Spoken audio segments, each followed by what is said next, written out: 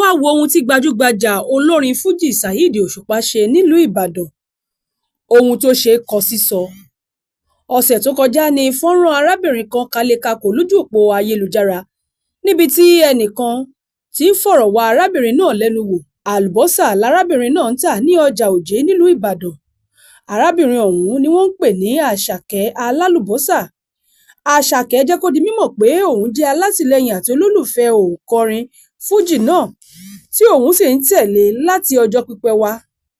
Lára ọ̀rọ̀ tó sọ ni pé, mo jẹ Saheed Òṣùpá lówó, èmi kiní burúkú yìí màá náwó mi fún Òṣùpá ọba orin tí n bá ní owó.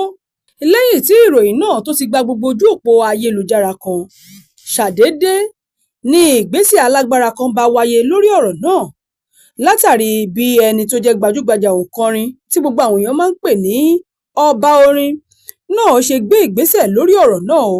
Èyí lohun tí Saheed Òṣùpá ṣe lórí ọ̀rọ̀ náà. Big Daddy.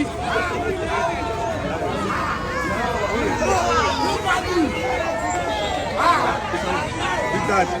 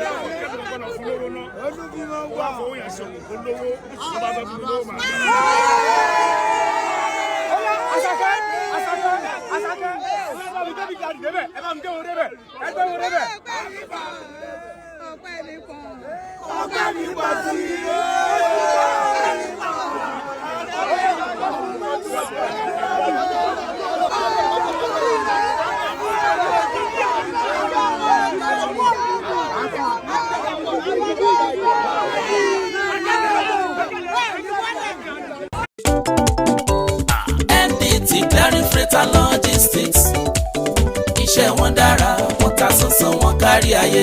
MDT Clearing Freight and Logistics bá a ṣe kárí ayé bẹ́ẹ̀ ni òye iṣẹ́ yé wa. Cargo services wá dúró tán láti Nàìjíríà. A ó bá yín gbé nǹkan ránṣẹ́ sí àwọn èèyàn yín ní Europe, UK, US, Canada, Asia lọ bẹ́ẹ̀. Gààrí, epo pupa, ẹ̀gúsí, ẹja gbígbẹ, ìgbín, irú, àpọ̀n, aṣọ, ìlẹ̀kẹ̀, àwọn ìwé tó ṣe pàtàkì àti bẹ́ẹ̀ bẹ́ẹ̀ lọ. Kò tán síbẹ̀. MDT Clearing Services lékè téńté. Àṣẹ tó ń tẹjọba tá a gbà. Ó ń mú àwọn èèyàn yàn wá láàyò láti port. Ọwọ́ kan ni MDT á clear kọ̀ńténà yín jáde fún yín. Bó ṣe kọ̀ńténà tó kún fún káà lóríṣiríṣi tàbí ohun mìíràn. Àwọn òṣìṣẹ́ wa kọ̀ lálá. Professionalism wa kò lẹ́gbẹ́. MDT doorstep delivery service náà ò gbẹ́yìn. Níbikíbi lágbàáyé, àwa gbé ọjà yín fún yín lẹ́nu ọ̀nà yín.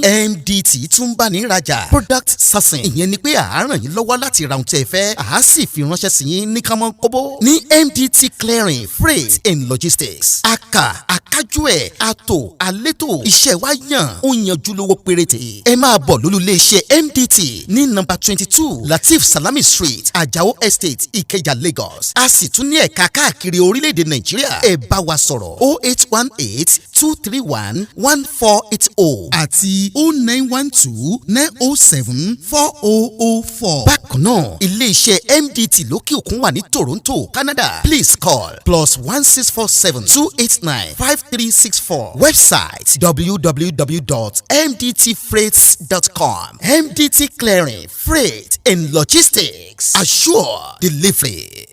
Yorùbá Gidi TV. Yorùbá Gidi TV òun ni kẹ́ ẹ máa wò nígbà gbogbo. Ẹ fojú yín ló ń jẹ níbi tẹ́ ẹ ti lè kọ́gbọ́n, níbi tẹ́ ẹ ti lè rí àwọn àṣà Yorùbá tó yanjú. Yorùbá Gidi TV òun ló mú ètò rere wálé ayé, níbi tẹ́ ẹ gbé fẹ́ kọ́gbọ́n, níbi tẹ́ ẹ gbé fẹ́ kọrin. Yorùbá Gidi TV òun ló ń pè yín kẹ́ ẹ máa wò nígbà gbogbo. Yorùbá Gidi TV. Ibi tá a ti ń fún yín láwọn nǹkan tẹ́ ẹ fẹ́, àwọn nǹkan tó ṣàǹfààní tó yẹ kẹ́ ẹ máa wò nígbà gbogbo, nígbàkigbà, ibẹ̀ lẹ́wà yìí máa subscribe sí subscribe tẹ subscribe sí. Yorùbá Gidi TV.